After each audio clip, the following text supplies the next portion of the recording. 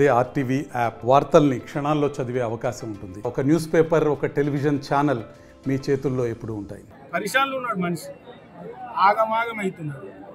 బిడ్డ ఆరూరి రమేష్ వ్యాపారవేత్తగా రాజకీయాలకు వచ్చి నలుగురికి సహాయం చేసిండు. నువ్వు ఏం చేసినావని నీ సంపద కబ్జా చేసింది ఆరూరి రమేష్ కాదు, కబ్జా చేసింది నువ్వు. తెలుగుదేశంలో దళితులకు రావాల్సిన ఎమ్మెల్యే సీటును కబ్జా చేసింది నువ్వు. టీఆర్ఎస్ లో దళితులకు రావాల్సిన ఎమ్మెల్యే సీటు కబ్జా చేసింది నువ్వు. వరంగల్ పార్లమెంటు దళితులకు రావాల్సింది కబ్జా చేసింది నువ్వు. టీఆర్ఎస్ లో ఎమ్మెల్యే సీటును కూడా కబ్జా చేసింది నువ్వు.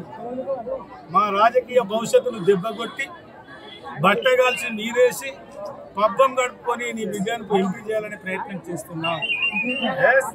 మేము వ్యాపారం చేసుకొని రాజకీయాలు చేస్తున్నామని వల్ల గురించి భాజపా చెప్పాను. నువ్వు ఏం మాట్లాడాలో తెలియక నేను నీతిమంతుణ్ణి, నేను నియతిమంతుణ్ణి అని ఎక్కడి నీకు ధర్మసాగర్ మండలిలో భూములు, ఎక్కడి అద్దాల భవనాలు, ఎక్కడి హైదరాబాద్లో విల్లాలు, ఏం వ్యాపారం చేసామని బెంగళూరులో ఆస్తులు. దయచేసి మా పత్రికా మిత్రులు మీరు ఆలోచన చేయాలి.